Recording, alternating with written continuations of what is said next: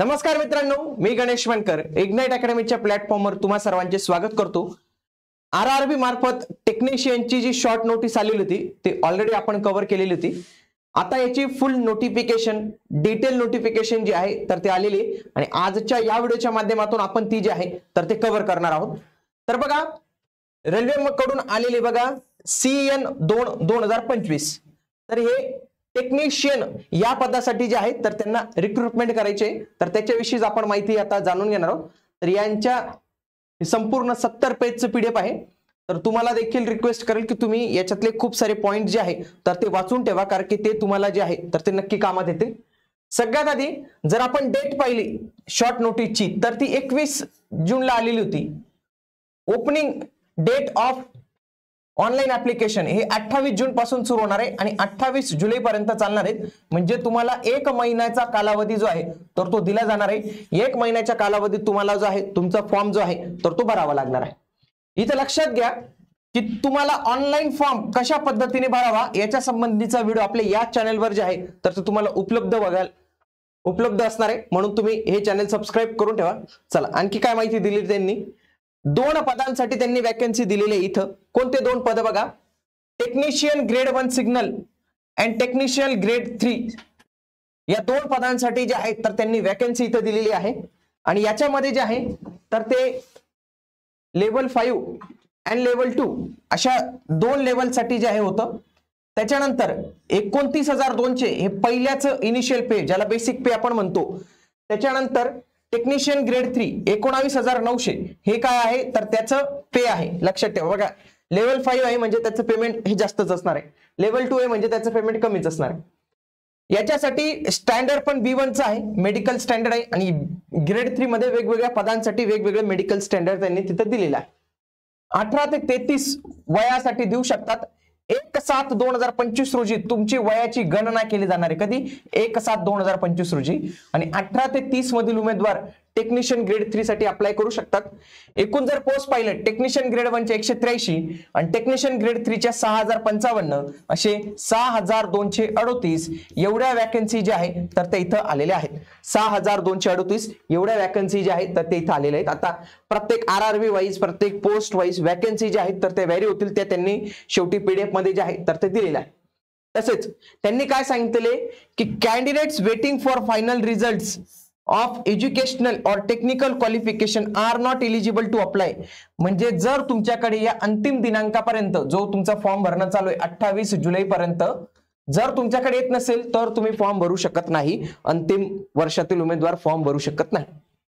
पुढे काय म्हटलेलं आहे की बघा 2 पदांसाठी फॉर्म आहे, दोघांचा पे स्केल वेगळा आहे। दोघांचा जेव्हा पे स्केल वेगळा असेल ना तर त्यांच्यासाठी सेपरेट ऍप्लिकेशन फॉर्म भरावा लागेल आणि सेपरेट त्यांची एक्झाम कंडक्ट होईल, इथं पण त्यांनी म्हटलेलं आहे। तसेच तुम्हाला एकच आरआरबी झोन जो आहे तर तो चूज करता येणार आहे, ते पण त्यांनी तिथं माहिती दिलेली आहे। पुन्हा इथं वयाचे तर आपण पाहूनच घेतलेलं आहे। इथं निगेटिव्ह मार्किंग सिस्टीम पण असणार आहे, 1/3 निगेटिव्ह मार्किंग सिस्टीम असणार आहे। CBT मध्ये एकच CBT होते, ते पुढे आपल्याला आपण बघणारच आहोत लगेच। हे बाकी रिझर्वेशनचे हे मेडिकल स्टँडर्ड त्यांनी इथे दिलेले आहे। एज लिमिट झालं। पुन्हा या एज लिमिट मध्ये लक्षात घ्या, SC ST साठी 5 वर्षाचं रिलॅक्सेशन भेटतं, OBC नॉन क्रिमिलियर साठी 3 वर्षाचं रिलॅक्सेशन भेटतं। म्हणजे हे दोन्हींकडे इथं 5 ला भेटेल, काहींना 3 प्लस याच्यात 5 3 अशा पद्धतीचं एज रिलॅक्सेशन जे आहे कॅटेगरी वाईज तुम्हाला इथं मिळणार आहे।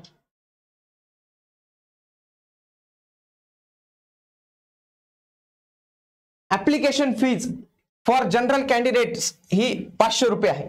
त्याच्यानंतर SC ST एक्स सर्व्हिसमॅन, दिव्यांग उमेदवार, फिमेल, ट्रान्सजेंडर, मायनॉरिटीज और इकॉनॉमिकली बॅकवर्ड क्लासेस या सगळ्यांसाठी फीज किती असणार आहे? 250 रुपये एवढी फी जी आहे तर ती असणार आहे। नंतर ही तुम्हाला रिफंडही केली जाते, कारण की खूप सारे उमेदवार फक्त फॉर्म भरायचा म्हणून फॉर्म भरतात, त्याच्यामुळे त्यांनी जे आहे तर ते ह्या गोष्टी इथं केलेल्या आहेत।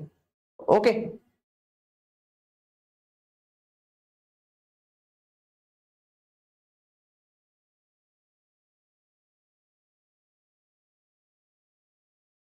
आता बघा तुमचं सिलेक्शन प्रोसेस कशा पद्धतीने असणार आहे। रिक्रुटमेंट प्रोसेस बघा 3 स्टेज असतील। पहिली असणार आहे कम्प्युटर बेस्ड टेस्ट, दुसरी डॉक्युमेंट व्हेरिफिकेशन आणि तिसरं तुमचं मेडिकल एक्झामिनेशन. म्हणजे बघायला गेलं तर पहिलीच टेस्ट होणार आहे, बाकी तर सगळं ते तुमच्यावरच डिपेंड आहे. तर ते तर गोष्ट नाही. ही जी सीबीटी होणार आहे तर याच्याविषयीच पुढे त्यांनी एक्झाम पॅटर्न दिलेला आहे. बघा सीबीटी काय होणार आहे, प्रत्येक पदासाठी वेगवेगळी होणार आहे. म्हणजे प्रत्येक पे स्केल साठी वेगळी, म्हणजे टेक्निशियन ग्रेड 1 साठी वेगळी आणि टेक्निशियन ग्रेड 3 साठी वेगळी. लक्षात घ्या. टोटल पहिले आपण ग्रेड 1 टेक्निशियन सिग्नल साठी बघूया. लेवल 5 ची पोस्ट आहे ती.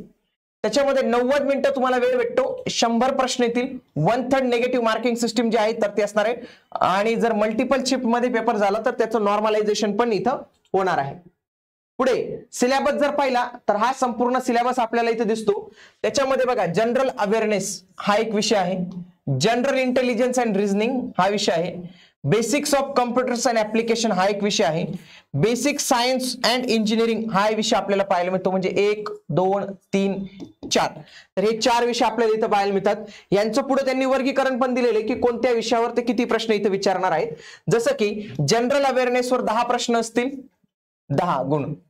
जनरल इंटेलिजन्स अँड रिझनिंगचे 15 प्रश्न असतील, 15 गुण. Basics of computers and applications वर 20 प्रश्न असतील, 20 गुणांसाठी. मॅथमॅटिक्स वर 20 प्रश्न, बेसिक सायन्स अँड इंजिनिअरिंग वर 35 प्रश्न, असे 100 प्रश्न पाहायला मिळतील. आणि मार्क्स ऑफ ई सेक्शन असे 100 गुण बघायला मिळतील. आणि 1/3 नेगेटिव्ह मार्किंग सिस्टीम भेटणार आहे. आणि वेळ फक्त तुम्हाला किती मिळणार आहे, 90 मिनिटं वेळ मिळणार आहे. पुढचं जे टेक्निशियन ग्रेड 3 आहे त्याचं काय, 90 मिनिटं वेळ आहे, 100 प्रश्न आहेत 100 गुणांसाठी आणि 1/3 नेगेटिव्ह मार्किंग सिस्टीम आहे. याचा बघा याचे जर विषय पाहिले आपण कोणते कोणते विषय आहेत, mathematics, general intelligence and reasoning, general science, general awareness. 25, 25, 40, 10. 40 म्हणजे सायन्सचे 10 प्रश्न इथे विचारले जातात. 100 प्रश्न 100 गुणांसाठी. तर हे अशा पद्धतीने या दोन्ही परीक्षांचा जो पॅटर्न जो आहे तर तो आपल्याला इथं बघायला मिळतो. ओके. आता मेन म्हणजे एज्युकेशनल क्वालिफिकेशन काय आहे, तर most of the educational qualification हेच आहे 10वी प्लस ITI हेच एज्युकेशनल क्वालिफिकेशन आपल्याला इथं बघायला मिळतं. आणि याच्यासाठीच आपण जे आहे तर ती CBT जी परीक्षा होती तर त्याच्यासाठी आपण ही बॅच लॉन्च केलेली आहे. जे आपलं एक्झाम पॅटर्न आता आपण पाहिला तर त्याच एक्झाम पॅटर्नच्या धर्तीवर आपण ही जी बॅच जी आहे तर ती इंट्रोड्यूस करत आहोत तुमच्यासाठी. या बॅच मध्ये तुम्हाला PDF notes, free online test series, MCQ session, unlimited views असे सगळे फीचर्स बघायला मिळतील. सोबत या बॅचची फीज आपण अत्यंत कमी ठेवली आहे, फक्त 999 रुपये ठेवलेली. म्हणजे रेल्वे RRB टेक्निशियनची संपूर्ण तयारी, तुमची संपूर्ण तयारी फक्त 999 रुपयात जी आहे तर ती करून घेतली जाणार आहे. आलं लक्षात तुम्हाला. तर हेच एक्झाम पॅटर्न, तोच exam pattern as it is आपण जे आहे तर ते इथं घेतलेला होता. बघा आता शेवटी काय दिलेले त्यांनी, बघा हा जो कॉलम तुम्ही पाहिला ना तर याच्यात त्यांनी एज्युकेशनल क्वालिफिकेशन दिलेले आहेत सगळ्यांसाठीचे. मग आता हे सगळं तर आता आपण कव्हर करणार आहे, येणाऱ्या कालावधींच्या व्हिडिओमध्ये आपण कव्हर करणार आहोत. मोस्ट ऑफ द पदांसाठी काय आहे, 10वी पास प्लस ITI. मग प्रत्येक पदासाठी वेगवेगळ्या ट्रेडचा जो ITI आहे तो लागत असतो. सगळ्यात आधी आपण ग्रेड 1 टेक्निशियन लेवल 5 चं जर आपण एज्युकेशनल क्वालिफिकेशन पाहिलं तर त्याच्यामध्ये काय म्हटले बघा, बॅचलर सायन्स इन फिजिक्स किंवा electronics, computer science, information technology, instrumentation from recognised university. बघा BSc पाहिजे पहिली, कोणती BSc बघा, physics, electronics, computer science, information technology, instrumentation यांच्या ब्रांच मधील तुमची BSc कंप्लीट पाहिजे तर तुम्ही फॉर्म भरू शकता.